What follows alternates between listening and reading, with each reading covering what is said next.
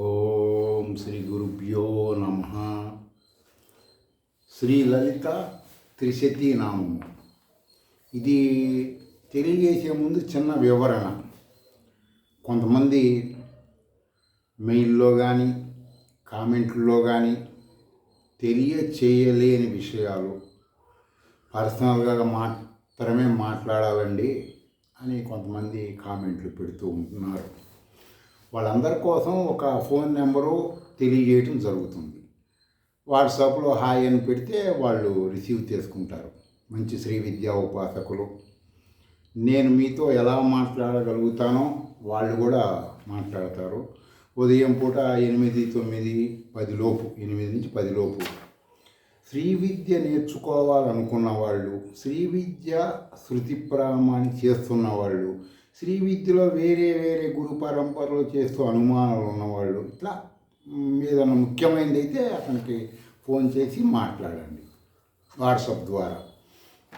అనవసరంగా వేరే ప్రవచనకారులు చెప్పినటువంటి శివ ఉవాచ, పార్వతులు ఉవాచ, కృష్ణ ఉవాచ, రాముడు ఉవాచ, ఇలాంటి వాళ్ళందరూ కూడా దయచేసి ఫిజికల్ ఆధ్యాత్మికం వాళ్ళు ఫోన్లు చేసి ఇబ్బంది పెట్టద్దు వాళ్ళని, దయచేసి. అర్థమైందండి?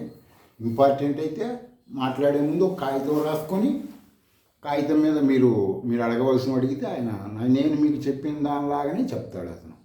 8790 48735. అర్థమైందండి? 87 9 2 0 48 7 3 5. ఈ విధంగా ఈ నెంబర్కి హాయ్ పెడితే వాట్సాప్లో ఆయన మాట్లాడతారు. ఆయన ఒక ఉపాసనాపరుడే కాబట్టి ఏమీ డౌట్ పెట్టుకోవాల్సిన పని లేదు. సరే, ఈ మంత్ర దేవత ఈనాటి లలిత త్రిశక్తి గురించి కొంత వివరణ, నిన్నటికంటే కూడా ఇంకొంచెం వివరణ ఎక్కువగా. దేనికంటే మీరు ఇంత వివరణగా మాకు చెప్పేదంటే మీలో నిద్రపోతున్నటువంటి దాన్ని నేను లేపటం కోసమే. అర్థమైందండి? ఈ నామం రూపం అనబడేటువంటి ఈ శబ్ద శక్తిని మీరు ఈ లలిత త్రిశక్తిలో ఈడిత అని నామం వచ్చింది ఈ రోజున. ఈడిత, ఈ ఈడిత అనబడే శబ్ద శక్తి మీరు 2 కాళ్ళు, 2 చేతులు, తలకాయ, ఇట్లా ఇంద్రియాలున్న ఒక దేవుడిగా ఊహించుకుంటూ ఉన్నారు ఇప్పటిదాకా చాలామంది. శృతుల పరంగా ఇలా ఉండదు కదా, కాబట్టి నేను ఎక్కువ మీకు వివరణ ఇవ్వవలసి వస్తుంది. ప్రవచనంలాగా చిత్తాభ్రమణలో నాకు తోచిన విధంగా నేను తింటున్న ఆహారము, నేను ఉంటున్న స్థలం రీత్యా నాకున్న ఫీలింగ్స్ లాగా నేను చెప్పటం కుదరదు. కేవలం శృతులలో ఉన్న దానిని ఆ అంగముల ద్వారా ఉప అంగములో ఉన్నది మాత్రమే చెప్పడం జరుగుతుంది. అర్థమైందండి? ఇప్పుడు ఈ ఈడిత అనబడేటువంటి నామము, ఈ శబ్ద శక్తిని శృతి ప్రామాణికంగా చెప్పాలంటే ధాతుపాఠము. అర్థమైందండి? మీరు నెట్లోకి వెళ్ళి ధాతుపాఠం అంటే అర్థమవుతుంది. ఏదైనా అది మంత్రాలు, తంత్రాలు, యంత్రాలు ధాతుపాఠము రీత్యా ఒక పేరు పెట్టామనుకోండి, ఆ శబ్దం రావటానికి బిఫోర్ దానికి కారణమైన ధాతువులు. ఉల్లిపాయ ఉందనుకోండి, ఊ పక్కన టా పెట్టి ఉఠాపాయ అన్నాం అనుకోండి, చండాలమైన శబ్దం వస్తుంది కదా. అక్కడ ఆ శబ్దం రావాలంటే ధాతుపాఠం తెలియాలి. అర్థమైందండి? కాబట్టి ధాతుపాఠం రీత్యా తీసుకుంటే బాగా వివరణగా ఈ దేవత సామాన్యులకు కూడా అర్థమయ్యే విధంగా చెప్పవచ్చు. మీరు చేయాల్సిందల్లా చెక్ చేసుకోండి. శబ్ద అర్థజ్ఞానం తెలుసుకుంటేనే శ్రీ విద్యలో ఇంప్రూవ్మెంటు. తర్వాత ధాతుపాఠంలో ఈజ అనే ఒక అనబడే ధాతువుకి, ఈజ అనబడే ఒక ధాతువు ఉంటుంది.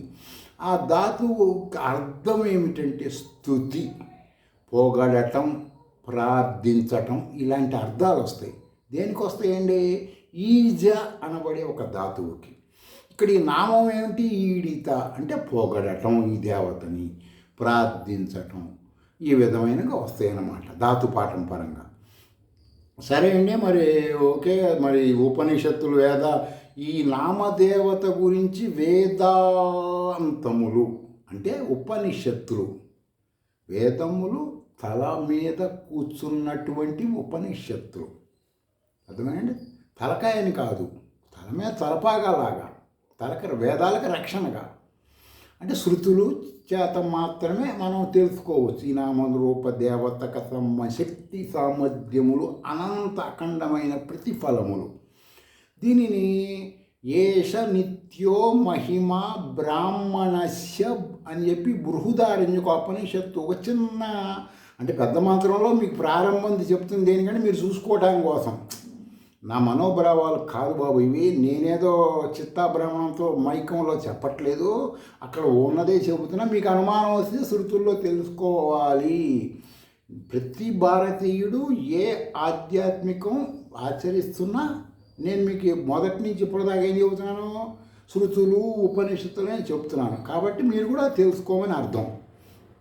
తర్వాత ఈ యొక్క అంటే ఇప్పుడు బృహదారణ్యం ఇప్పుడు చెప్పిన దానికి అంటే ఏంటంటే, మీరు చెప్పిన దానికి మాకు మరి మేము ఉపనిషత్తులు చూసుకోలేము కదా, మీరు చెప్పండి, తర్వాత మేము ఖాళీ ఉన్నప్పుడు చూసుకుంటాంలే పని చూసుకొని అంటే, సరే అండి. పరబ్రహ్మ జ్ఞానము అయినా, పరబ్రహ్మ సర్వశక్తి అయినా, నశించని క్షీణించని చైతన్యము అంటే త్రివిద్యా ఉపాసకులలో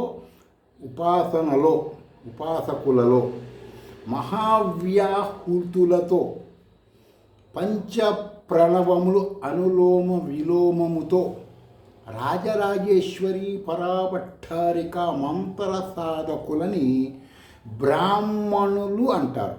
అర్థమైందంటే ఆ వివరణ మీకు. వీళ్ళని బ్రాహ్మణులు అంటారు.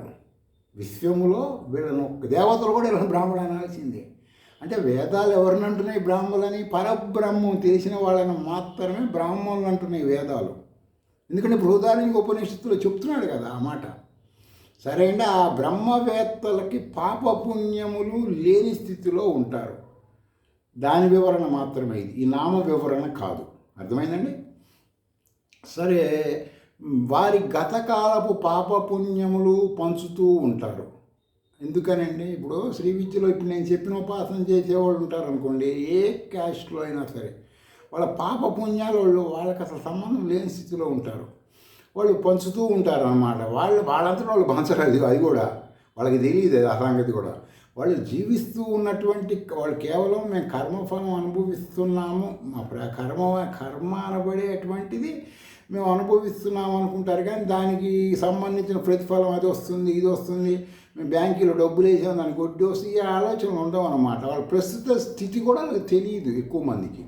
కొంతమంది ప్రాణులు అంటే కొంతమంది మానవులు కానీ ఆధ్యాత్మిక పరులు కానీ వాళ్ళు ఈ బ్రహ్మవేత్తల్ని కొంతమంది పొగుడుతూ ఉంటారు. ఎవరో శృతి చెప్పిన ఈ బ్రాహ్మణులు అనబడే బ్రహ్మవేత్తలు పొగిడినప్పుడు ఏమవుతుందంటే వీళ్ళు చేసిన పుణ్యంలో కొంత వస్తూ ఉంటుంది. కొంతమంది ఏం చేస్తారంటే ఇవన్నీ మా చాలామంది చూసాములో ఈ అనేక ప్రవచనాలు చెబుతుంటారు, ఇవన్నీ జరిగేదే పెట్టేదే టైంపాస్ కోసం మేము ఏదో వింటున్నాం, ఇవన్నీ వాస్తవాలు అది ఇది అని అనుకుంటూ ఉంటారు కొంతమంది. వాళ్ళకి ఏంటంటే వీళ్ళకి సంబంధించిన కొన్ని పాపకర్మలు కూడా ఉంటాయి. మరి వీళ్ళు జన్మెత్తినప్పుడు ఉంటాయి కదా, అవి వాళ్ళకు వస్తుంటాయి. పోయినోడికి పుణ్యం, తిట్టినోడికి నువ్వు ఎట్లా తీసినా సరే ఎట్లా చేసిన సమయం వస్తూ ఉంటాయి. ఎట్లా వస్తాయండి? మాకు క్లారిటీగా చెప్పండి, మాకు అర్థం కావట్లేదంటే, ఇప్పుడు ఒక పెళ్ళి అయిందండి, ఒక సంవత్సరం కాపురం చేశాడు, 9 నెలలు. ఒక వ్యాపార పర్పస్ పని మీద అతను అర్జెంటుగా బయలుదేరి విజయవాడలో ఉన్నవాడు బాంబే వెళ్ళాడు. కొన్ని కారణాల వలన సెల్ ఫోన్లు టెక్నాలజీ ఏమీ లేదు, కమ్యూనికేషన్ లేదు. వాళ్ళ భార్య ఇక్కడ విజయవాడ హాస్పిటల్లో ఒక మగ పిల్లోని ప్రసవించింది. వాడు అక్కడ ఉన్నవాడు తండ్రి అవుతాడా అవడా వాడికి తెలియదు ఆ సంగతి. ఎవరికి? బాంబేలో ఉన్నవాడికి. ఇక్కడ ఉన్నటువంటి భార్య మనసులో కానీ భార్య తరఫున వాళ్ళు ఆ అబ్బాయి తల్లిదండ్రులు మొత్తం దృష్టిలో అతను తండ్రి అవుతాడా అవడా? అవుతాడు కదా. వాడు నాకు తెలియదు అన్నా కూడా కుదరదు కదా. శాస్త్రపరం కూడా తండ్రి అయిపోయాడు. అది ఎంత సత్యమో అదే సూత్రం ప్రకారము ఈ బ్రహ్మవేత్తలు కూడా అలాంటి వాళ్ళే. దాని కుడి ఎడంగా ఈ నామరూప దేవత అంటే శృతుల ప్రామాణిక ఆధ్యాత్మికాన్ని మనము అవిద్య అజ్ఞానముతో మాట్లాడకుండా ఉండాలి. శాస్త్రీయ పరంగా మాట్లాడాలి తెలుసుకొని, అది అర్థం. తర్వాత ఈ నామరూప దేవత ఈ బ్రహ్మవేత్తల ప్రారంధ కర్మలను అర్హతలను బట్టి పంచుతూ ఉంటుందన్నాం కదండి. ఎట్లా పంచుతుందండి ఏంటి మాకు అంటే, నువ్వు అడిగిన అడగపోయినా పంచుతుంది. లేదు, శ్రీ విద్యా ఉపాసకులకు సంబంధించిన ఒక రహస్యమైనటువంటి నిగూఢమైన జ్ఞానం కూడా ఇప్పుడు మీకు తెలియజేసే దాంట్లో ఉంటుందన్నమాట. ఏంటండి అది అంటే, ఇప్పుడు కొంతమంది మన ఈ నామరూప దేవత మహామంత్రం చేసి హవనం చేస్తారు, మహా ఫలితాలు వస్తాయి. నామరూప దేవత అంటే ఈడిత అంటే మీరు ప్రత్యేకంగా ఏదో చూసుకోవద్దు, రాజరాజేశ్వరి పేరే ఇది కూడా, అర్థమైందండి. పరాభట్టారిక అంటారు, లాస్ట్ హైలైట్ అనమాట అది. ఈ విషయం చాందోగ ఉపనిషత్తులో క్లియర్గా ఉంటుంది. మీకు గతంలో నేను సత్యకామ జాబాలి అని ఒక అతను తండ్రి లేకుండా అష్టకష్టాలు పడి గౌతమ మహర్షి ద్వారా మంత్రద్రష్ట అయ్యాడు అని చెప్పాను గతంలో. ఆ మీరు నెట్లోకి వెళ్ళి చెక్ చేసుకోండి. ఆ సత్యకామ జాబాలి అనబడే ఆయన తర్వాత మంత్రద్రష్ట అయినా ఒక ఆశ్రమం పెట్టుకుంటాడు. అనేక మంది శిష్యులు వేదములు, వేదాంగములు, శ్రీ విద్య ఇలాంటి మహావిద్యలు నేర్చుకుంటూ ఉంటారు. వాళ్ళల్లో ఉపకోశలుడు, అర్థమైందంటే ఉపకోశలుడు అని ఒక విద్యార్థి ఉంటాడు. గురువుగారు అందరితో పాటు ఇతనికి కూడా అనేక విద్యలు చెప్తూ ఉంటాడు, అన్నీ చేస్తున్నాడు సమంగానే. అంతా అయిపోయి ఆఖరిలో ఇన్ని సంవత్సరాలని ఉంటుంది కదండి మామూలుగా ఒక విద్యకి అర్హత, బాణాలు వేయటం కానీ అనేక ఇప్పుడున్న టెక్నాలజీ మొత్తం వేదంలో వేరే వేరే భాషల్లో వేరే వేరే రూపాల్లో ఉంటుందన్నమాట. అలా క్రమేణా పరమేశ్వరి ఎవడ అర్హత ఉంది. ఇప్పుడు అనుభవములు తయారు చేయాలని వేదంలో నిగూఢం ఉంటుంది. ఇప్పుడు ఇక్కడ మనం వేరే దేశంగా భావించవచ్చు. శృతుల్లో వేదాల్లో దేశాలు అవన్నీ ఉండవు, కులాలు మతాలు జాతులు ఉండవు. వేరే దేశంలో వేరే మతంలో ఉన్నవాడు అణుబాంబు చేయాలని ఒక సైంటిస్ట్ ప్రయత్నం చేస్తూ ఆలోచన చేస్తుంటే వాడికి ఆ ఆలోచన కలుగుతుంది. దానినే ఇక్కడ శృతులు చెబుతున్నాయి. ఆలోచన అంటే మంత్రము. వాడు ఆ యొక్క ఆలోచన చేశాడు, ఆ మంత్ర జ్ఞానం వాడికి వచ్చింది, వాడు అనుభవం చేశాడు. ఈ విధంగా మీరు శృతులను ఆలోచించాలి. ప్రవచనాకారులు చెప్పినట్టు కొబ్బరి చెప్పులు, అరటిపళ్ళు, కొబ్బరికాయలు, నువ్వుల నూనె ఇలా ఆలోచిస్తే మీకు యథార్థ ఆధ్యాత్మికం తెలియదు, గుర్తుపెట్టుకోండి. ఈ ఉపకోశలుడు అన్నటువంటి అతని చేత కూడా గురువుగారు ఒక అనేకమైన అగ్ని కార్యాలు, తర్పణాలు ఇవి అందరితో చేయిస్తూ ఉంటాడు. సరే, అంత బాగుంది. ఉపకోశలుడికి హోమం ఈ వెళ్ళిపోయే టైంలో అందరి చేత ఇంకా హోమం చేయించి అగ్నిదేవుడికి అన్నీ చేయించి, రాజుగారి పిల్లలు, మహారాజు పిల్లలు, సైన్యాధిపతి పిల్లలు, అడుక్కునేవాడి పిల్లలు, అన్ని రకాల వాళ్ళని ఒకే భావంగా చూస్తారు పూర్వకాలం ఋషులు. అర్థమైందండి, జ్ఞానమే వాళ్ళకి ముఖ్యం. సో అంతా అయిపోయినాక ఈ ఉపకోశల చేత ఏం చేయించాడు, లాస్ట్లో అందరినీ చేయించి పంపిస్తాడు. మీరు వెళ్ళండి అబ్బాయి, మీ ఇంటికి వెళ్ళిపోండి, హాయిగా మీ అమ్మ మీ నాన్నతో ఏం చేయండి, నువ్వు పెళ్లి చేసుకోవాలి, పిల్లలతో హాయిగా ఉండని పంపిస్తుంటాడు అందరినీ. ఈ ఉపకోశలను ఆపుతాడు. ఇది చెప్పడు అన్నమాట ముఖ్యమైన విషయం. బ్రహ్మజ్ఞానం చెప్పడు. నువ్వు ఎన్ని మంత్రాలు చేసినా, ఎన్ని తంత్రాలు చేసినా, ఎన్ని యంత్రాలు చేసినా బ్రహ్మజ్ఞానం తెలియాలి. చూసారా, విశ్వామిత్రుడు బ్రహ్మజ్ఞానం కోసం ఏం చేశాడో చూశారుగా. గత హిస్టరీలో, చరిత్రలో, ఫోన్లోకి వెళ్ళి తెలుస్తాయి కదా. మొత్తం చక్రవర్తి అంటే ఏంటి, ఇప్పుడున్న మన దేశాలన్నిటికీ ఒకడే ఉంటాడు రాజు, వాడిని చక్రవర్తి అంటారు. ఆ పదవి కూడా వదిలేశాడండి. దేనికి? బ్రహ్మవేత్త అనిపించుకోవాలని. అంత గొప్పది బ్రహ్మవేత్త. విశ్వ చైతన్య శక్తి వస్తుందో వాడి దగ్గరికి, అలాంటి పవర్ బ్రహ్మవేత్త. అలాంటి బ్రహ్మవేత్త ఆత్మజ్ఞానం కలిగితే కానీ రాదు బ్రహ్మవేత్తకి. ఆత్మజ్ఞానం కలిగితేనే బ్రహ్మవేత్తానికి జ్ఞానం వస్తుంది. అది చెప్పడు ఇతనికి, ఆ మంత్రంగా ఏం చెప్పడు. సరే, పోనీ ఆ బ్రహ్మజ్ఞాన మంత్రం అడుగుదామని ఇడు అనుకుంటే ఎవరో ఉపకోశలుడు, ఎవరిని? సత్యకామ జాబాలి అనబడే గురువు గారిని. ఆనాటి కాలంలో గురువుని ప్రశ్నించేటువంటి సీన్ ఎవ్వరికి ఉండదు. ఇప్పట్లాగా గురువులు శిష్యులు కొట్టుకోవడం, రోడ్ల మీద తాగి తిరగడం ఇలాంటివి ఉండవు. అప్పుడు మహారాజు కూడా గసగస వణుకుతాడు గురువు గారి దగ్గరికి వెళ్ళాలంటే. ముందు పర్మిషన్ తీసుకొని పోవాలి గురువుల దగ్గరికి. వాళ్ళు మంత్రద్రష్టలు కదా, వాళ్ళు మనసులో సంకల్పించిన అతలా కుతలం అయిపోతారు వీళ్ళు. గతకాలం హిస్టరీలో మీరు శృతుల్లోకి వెళ్తే కొన్ని రాజ్యాలు రాళ్ల వాన పడి రాజ్యం అడవులైపోయిన హిస్టరీలు కూడా ఉన్నాయి చరిత్రలో. వాస్తవాలు ఇవన్నీ కూడా కాలక్రమేణా మహానగరాలుగా పాత నాగరికత ఇవి బయటపడుతున్నాయి అన్నమాట. సరే ఈ శిష్యుడు మనోవేదన చూసి ఏమి చెప్పట్లేదు కదా. ఇప్పుడు ఆశ్రమం అంటే వాళ్ళ భార్య, గురువుగారి భార్య కూడా ఫుడ్ గిడ్డు పెట్టేది శిష్యులకి. గురువుగారి భార్య ఆమెను కూడా అడగలేడు పాపం వీడు. అడగకుండా ఆమె వీడు బాధ చూడు, సరి తిండు, నిద్రపోడు, బాధ కూడా గురువుగారు భార్య వెళ్ళి భర్త అయిన జాబాలతో అడుగుతుంది, అంటే ఉపకోశలుడు అనుగ్రహించండి, అందరికి అన్నీ చెప్పారు, వాడిని పరిపరి విధాలు చెప్పారు, కానీ వీడికి ఏం చెప్పట్లేదేంటి మీరు అని పాపం కాళ్ళు పట్టుకొని వేడుకుంటుంది. కనికరించడు. అంటే మంత్రద్రష్ట కదా, భూత భవిష్యత్తు వర్తమానాల ఫీలింగ్ చెప్పకూడదు, కొన్ని తెలిసిన నెలకొని ఉంటాడు. ఎందుకంటే సత్యకామజావాలి మంత్రద్రష్ట కాబట్టి. పరబ్రహ్మ జ్ఞాని, సాక్షాత్ పరబ్రహ్మ స్వరూపుడు. నేను కర్మని అనుభవిస్తున్నాను, నేను కర్తని కాదు, టైం వచ్చినప్పుడు జరుగుతుంది. సగుణాకార పరబ్రహ్మమైనటువంటి షట్కూట నిలయ రాజరాజేశ్వరి పరాపట్టారిక అనబడే పరమేశ్వరి నాకు ఆజ్ఞ ఇంటర్నల్గా ఇవ్వలేదు, అందుకని నేను చెప్పటం లేదు, ఏదో బలమైన కారణం ఉంది అని ఆ జాబాలి మహామంత్ర ఇవన్నీ అర్థం చేసుకుంటూ ఉంటాడు అనమాట.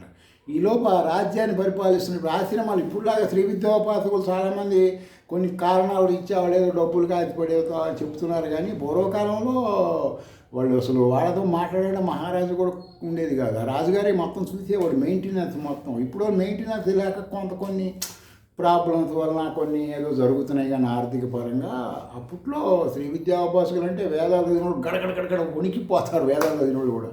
ఇంకా 4 వేదాల సారమైనడు సాక్షాత్కరింపు చేసుకున్న బ్రహ్మజ్ఞాని, వేదాలే వాడిని బ్రాహ్మణుడు అంటున్నాయి కదా, అంత పవర్ఫుల్ వాళ్ళు. నేను మీకు శ్రీ విద్య మీద అవేర్నెస్ అంటే ఇదే నేను మీకు తెలియజేస్తున్నా. గుళ్ళు గోపురాలు తిరగవాకండి, శ్రీ విద్య గురించి తెలుసుకొని చెప్పేది అందుకే, మీకోసమే చెప్తున్నాను. ఇది మీలో ఉన్నదాన్ని నిద్ర లేవటం అన్నమాట. సరే ఈ రాజుగారు వచ్చి రథం పంపిస్తాడు. సత్యకామజావాలి గురువుగారి పని ఉంది, ముఖ్యమైన విషయం అని. రాజుగారు రథం పంపినప్పుడు తప్పదు కాబట్టి బయలుదేరి వెళ్తూ ఈ శిష్యుని ఉపకోశులను పిలుస్తాడు. అయ్యా మరి నేను అర్జెంట్కి వెళ్తున్నాను, మరి వెళ్ళి పని చూసుకొని వస్తాను, ఈలోపు అగ్ని ఆరిపోకుండా చూసుకో జాగ్రత్తగా. అగ్నులు ఉంటాయి కదా, ప్రతిరోజు అగ్నికార్యం చేస్తారు ఋషులు, ఆరిపోకుండా చూసుకో అని ప్రాథమికంగా దానికి సంబంధించినటువంటి వివరించి అగ్ని ఆరిపోకుండా చూడమని చెప్పి ఈ రాజుగారి దగ్గరికి బయలుదేరి వెళ్తాడు. వచ్చేసి ఈ పరబ్రహ్మ జ్ఞానం చెప్పలేదు నాకు, ఆత్మజ్ఞానం చెప్పలేదు అని ఈ బ్రహ్మ విద్య నాకు చెప్పకుండా గురువుగారు అందరికీ చెప్పాడు. నా కర్మేంట్రా బాబు ఇలా కాలిన తీవ్రమైన వేదనలో, అర్థమైందండి, బ్రహ్మజ్ఞానం తెలియకపోతే కలిగే వేదన ఈ ఉపకౌశలుల ద్వారా తెలుసుకుంటే శ్రీ విద్యలో మహా టాప్కి వెళ్తారు ఎవరైనా. నెట్లోకి వెళ్ళి చెక్ చేసుకోండి, చాందోపనిషత్తులో ఉంటుంది ఈ హిస్టరీ. సరే, ఈ బ్రహ్మ వేదన బాగా ఆహారం తీసుకోడు, నీళ్ళు కూడా తాగడు సరిగా, ఏదో కొంచెం తాగుతున్నాడు సావకుండా బతకటం కోసం. అలానే అగ్నికార్యాలయం ఆపట్లేదు, గురువుగారు చెప్పిన చేస్తున్నాడు. గురువుగారి భార్య వచ్చి తల్లడిల్లిపోతుంది, వచ్చి పరిపరి విధాల బతిమలాడుతుంది. కుమార, అర్థమైందండి, సొంత కొడుకు కంటే ఎక్కువగా నాయన, కుమార, పుత్ర, ఆ లాంగ్వేజ్ అట్లా ఉంటాయి కదండి. ఆహారం తీసుకో, ప్రాణం పోయి కొంచెం తిను, మజ్జిగన్నం అంది, బతిలాడు. అబ్బే అమ్మా తల్లి, నా హృదయం పవిత్రంగా లేదు, ప్రారబ్ధ కర్మరీత్యా నా హృదయం, నా మనసు, నా బుద్ధి కరెక్ట్గా లేదు, అందుకే గురువుగారు నాకు బ్రహ్మజ్ఞానం చెప్పలేదు. నా హృదయం పవిత్రమయ్యేంత వరకు ఈ అగ్నులని, ఈ గురువుగారు చెప్పిన అగ్నులు వెళ్తూ ఏం చెప్పాడు, అగ్నులు జీవించమన్నాడంటే ఇండైరెక్ట్గా ఏంటి, హృదయం పవిత్రం అవుతుందనే కదా నేను సేవిస్తాను, ఈ సేవలో సస్తాను, కానీ ఏమి తిన్ను.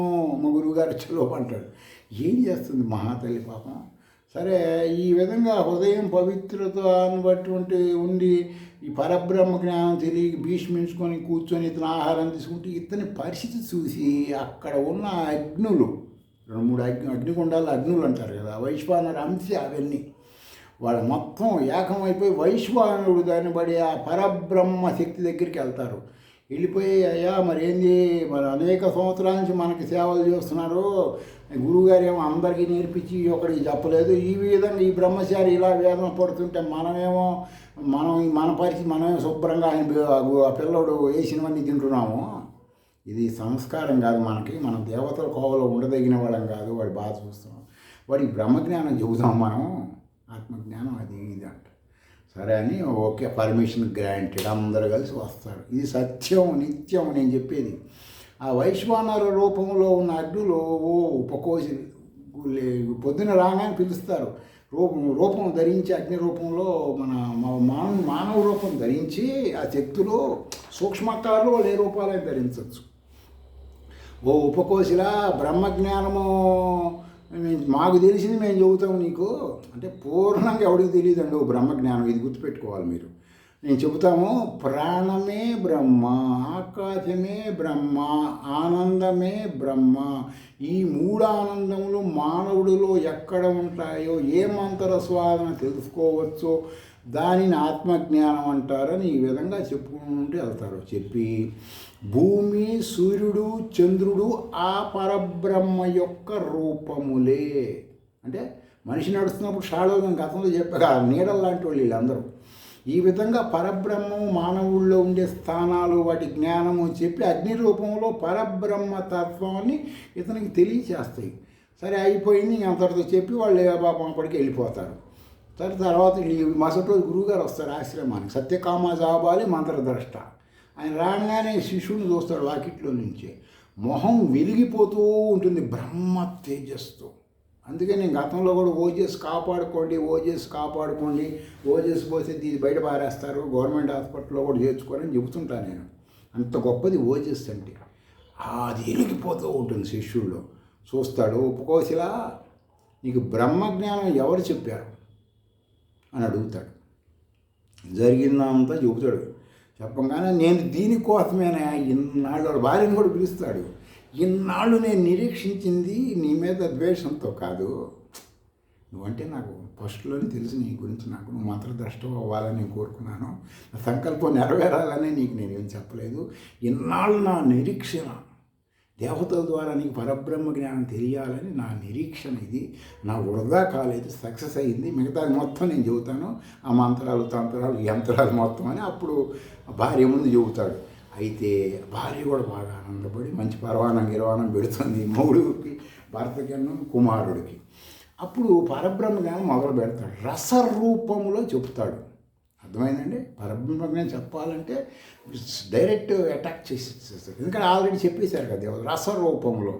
పరబ్రహ్మ జ్ఞానం అమృతముగా ఉంటుంది, అది నీకు తాకిస్తాను, అర్థమైందా అని చెప్పి. ఎట్లా అండి అని శ్రీ విద్యా మంత్రతంత్ర యంత్రాల్లో సంబంధించిన తాగించే విధానంలో ఆ మంత్రాలు చెప్పినప్పుడు మీకు ఎట్లా అండి తాగిస్తాడు, ఇవి ఎట్లా తెలుసుకుంటాం ఏంటంటే, ఇప్పుడు కొన్ని అగ్ని కార్యాలు చేసినా, మంత్రాలు చేసినా, ప్రయోగాలు చేసినా, ఉపసంహరణలు చేసినా, ఆకర్షణ చేసినా, మారణకాండలు ఇలాంటివి ఏం చేసినా వాటిల్లో కొన్ని దోషాలు ఉంటాయి.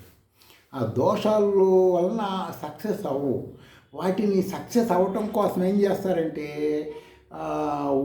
ఓం భూహు, ఓం భూహ, ఓం సోహ అన్న వ్యాహృతులతో కొన్ని మంత్రాలు ఉంటాయి. ఆ మంత్రాలను చేస్తారు ఈ దోషాలు పోవటానికి, సక్సెస్ కోసం అని చెప్పి అవన్నీ నేర్పిస్తాడు. ఈ లోకములో సృష్టి, స్థితి, లయలు ఎట్లా పరమాత్మ చేస్తాడో వాటిని పృథివీ, అగ్ని అనే రసాన్ని అంతరిక్షం నుండి, అర్థమైందండి మీకు, పరమాత్మ చేసే విధానములో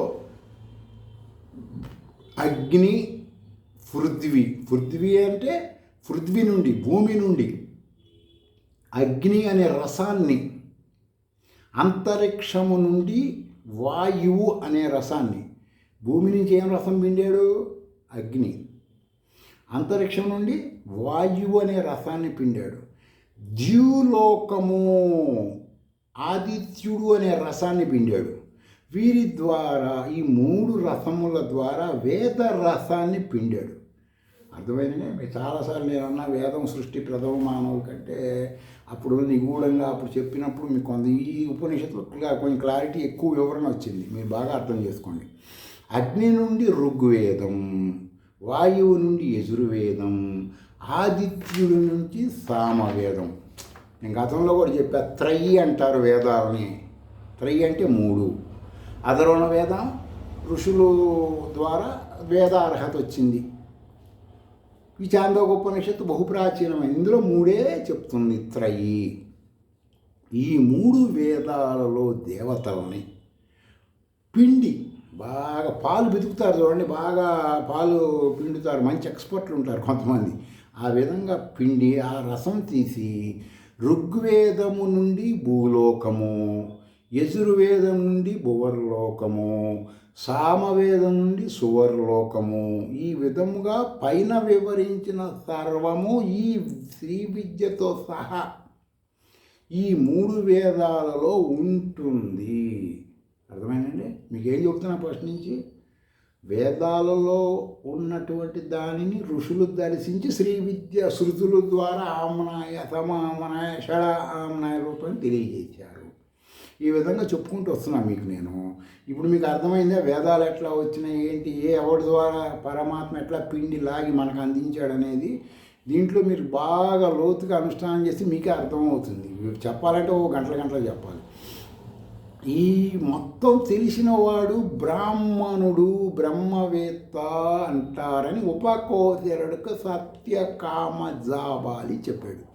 ఈ పరిపూర్ణమైన అమరత్వము, అర్థమైందండి? అమరత్వం అంటే ఏంటి? శ్రీకృష్ణుడు, శ్రీరాముడు లాంటి వాళ్ళకి మాత్రమే దక్కేది. ఇప్పుడున్న మానవ లోకంలో మీకు తెలిసింది. శృతుల్లోకి వెళ్తే కొన్ని వందల మంది మీలాంటి వాళ్ళు, అలాంటి వాళ్ళందరూ బయటపడతారు. వెళ్తేనే కదా బ్యాంకులో చెదలు పట్టిపోయి ఉన్నట్టు బయటికి తీసి ఉరిపి చదవ మంది కొడితేనే బయటికి వచ్చేది. అని ఆ విధమైన శ్రీ విద్య ద్వారా బయటకు వస్తాయి అన్నమాట. మీరు ట్రై చేస్తే ఆత్మజ్ఞానం సత్యకామ జావాలు పూర్తిగా వివరిస్తాడు ఇతనికి.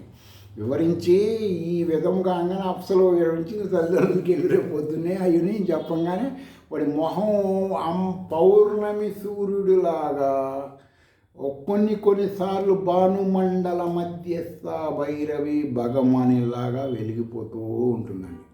ఈ విధమైన సత్యము ధర్మమైన పరమాత్మ, సత్యం జ్ఞానం అనంతం బ్రహ్మ, ఆ జ్ఞానం మొత్తం చెబుతాడు.